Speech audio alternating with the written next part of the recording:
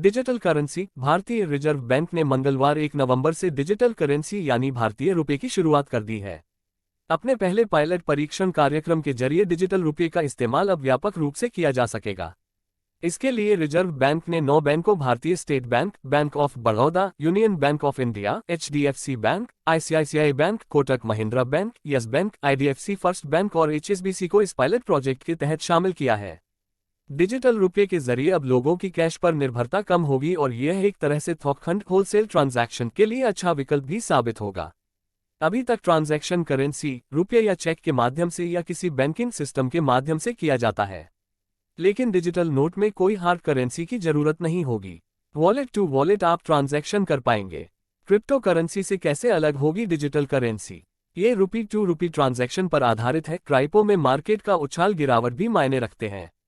ये RBI यानी केंद्र सरकार द्वारा शुरू किया गया है और उनके द्वारा ही रेगुलेटेड है। वहीं क्रिप्टो प्राइवेट एंटरप्राइज है, जिसके चलते उसमें जोखिम बहुत होता है। यहाँ RBI में 9 बैंक शामिल हैं, जिसके जरिए जानकारी मिलेगी कि कहाँ हमें इसका लाभ मिल रहा है। अभी आपको कैश जमा करना पड़ता है, संभाल कर रखना पड़ता है, बैंकों में जमा करना होता है, करेंसी डैमेज भी होती है। डिजिटल करेंसी आ जाने से अब ऐसा नहीं होगा। गूगल पे, पेटीएम, UPI जैसे ई-वॉलेट से कैसे अलग है? ई-वॉलेट में लिमिट होती है, लेकिन इसमें डिजिटल करेंसी से बड़ा अमाउंट भी आप ट्रांसफर कर पाएंगे। लेकिन इसमें सिक्योरिटी का भी बड़ा कंसर्न होगा, जिससे इसका मिसयूज ना हो। जैसे गलत नंबर पर पैसे ट्रांसफर करने की सूरत में क्या किया जाएगा, इसका ब्यौरा भी RBI द्वारा साफ किया जाएगा। क्या ये आम लोगों के लिए नहीं है? आम लोग RBI के पहले से इजाजत दिए गए ई-वॉलेट का इस्तेमाल कर रहे हैं, लेकिन होलसेल में ई-वॉलेट से काम नहीं हो पा रहा है, जिसके लिए इस प्रोजेक्ट को लाया गया है। जैसे शादी की शॉपिंग में होने वाले मोटे खर्च, मंडी में होने वाला खर्च इत्यादि, अब ये सब आसान हो जाएगा। उद्धरण चिन्ह। करेंसी नोट क्या खत्म हो जाएंगे?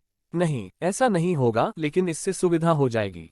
अभी आपके नोट फट जाए या चोरी हो जाए तो दिक्कत होगी, लेकिन डिजिटल करेंसी में ये सब परेशानी नहीं होगी। ट्रैवल करते समय कोई टेंशन नहीं होगी। अभी 2 लाख 5 लाख ट्रांसफर करने में मुश्किल आती है, जो अब आसान हो जाएगा। कैश ट्रांसफर को अपग्रेड करने का भी प्रयास किया जा रहा है। नेट बैंकिंग से कैसे अलग है? नेट बैंकिंग में पेमेंट चार्ज भी लगता है, इसमें कैश टू कैश ट्रांजैक्शन होगा, कोई चार्ज नहीं देना होगा। RBI ने 9 बैंकों को ही इस प्रोजेक्ट के लिए क्यों चुना? इन 9 बैंक्स को किया गया है सेलेक्ट। इस प्रोजेक्ट का हिस्सा बनने के लिए 9 बैंक्स को चुना गया है, जिसमें bank of Baroda, Bob, state bank of India, SBI, union bank of India, ICICI, Kotak Mahindra bank, IDFC, HSBC शामिल हैं। सेंट्रल बैंक डिजिटल मुद्रा, डिजिटल रुपया क्या है? प्रश्नवाचक चिन्ह। यह कैसे अलग है भौतिक नोट, क्रिप्टोकरेंसी से? आइए जानते हैं। डिजिटल रुपया। इस डिजिटल रुपये का नकद के लिए आदान प्रदान किया जा सकता है, जो कि केंद्रीय बैंक जैसे केंद्रीय बैंक कागज के रूप में जारी करते हैं।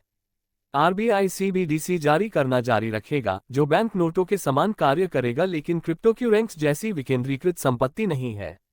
डिजिटल रुपया। भारतीय रिजर्व बैंक RBI ने मंगलवार 1 नवंबर को थोकखंड के लिए भारत का पहला डिजिटल रुपया पायलट प्रोजेक्ट लॉन्च किया। डिजिटल रुपया जिसे central bank digital currency CBDC के रूप में भी जाना जाता है, केंद्रीय बैंक भारतीय रिजर्व बैंक द्वारा जारी किए गए मुद्रा नोटों का एक डिजिटल रूप है। यह काफी अलग नहीं है, लेकिन डिजिटल होने के कारण यह आसान, तेज और सस्ता होने की संभावना है।